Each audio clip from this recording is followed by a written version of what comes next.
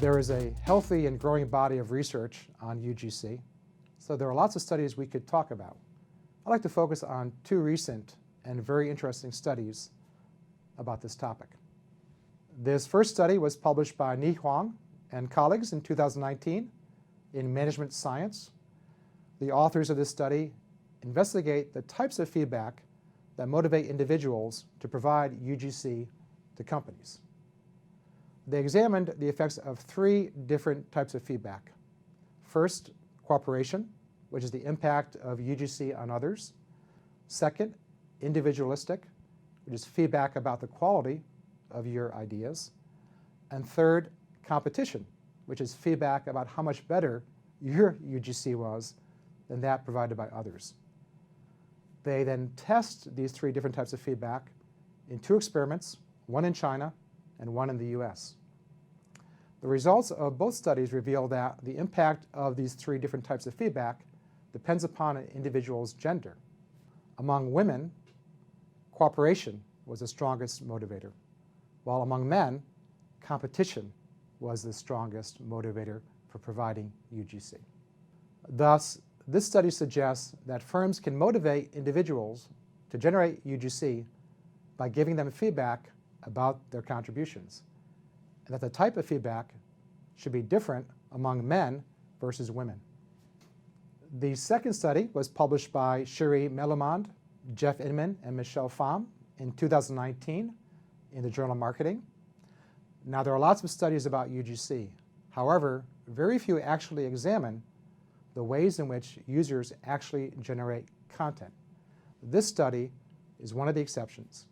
It examines how UGC differs when it's created on a smartphone versus a personal computer. These researchers examined the difference between these two forms of technology by conducting 5 different studies that included both actual UGC in the form of reviews from TripAdvisor and postings on Twitter, as well as a set of experiments in which they had participants generate content on either a smartphone or a PC. The results of these studies reveal that UGC created on a smartphone is shorter and less detailed than user-generated content created on a personal computer. They also found that UGC created on a smartphone is more likely to be emotional and positive in nature. Thus, this research suggests that the content of UGC is affected by the type of digital tool that's used to create it. It also suggests that firms should try to encourage their customers to generate UGC on their smartphones rather than on their computers. First, ask to share. About 1 out of every 3 internet users has made at least one type of UGC. Now, there are about 4 billion internet users around the world. Thus, if we do the math, there's about 1 billion people on our planet who have shown the willingness to contribute their time, energy, and ideas on behalf of a brand. The trick is to direct their efforts towards your brand rather than your competitors. Prior research indicates that customers are more likely to provide favorable contributions to firms that are active in social media and that encourage their participation. Surprisingly, although most large firms have Facebook pages and Twitter accounts, few of them actively encourage their customers to contribute their ideas. For many firms, social media is more of a one-way communication flow than a two-way conversation. Ideally, promotional activities should encourage these conversations between both firms and customers. A good way to get this conversation started is to simply ask customers to share their ideas. Second, be responsive. After a firm asks its customers to submit their contributions, and if they're lucky enough to receive some, they need to close the loop by being responsive. For example, Dell Computer has teams of individuals solely devoted to monitoring its discussion boards and responding to consumer postings. Some firms choose to be responsive through financial incentives. For example, Taco Bell sends gift cards to active social media users who make positive contributions to their brand. By being responsive to user contributions, firms are more likely to obtain higher levels of UGC in the future. Third, remember the Pareto principle.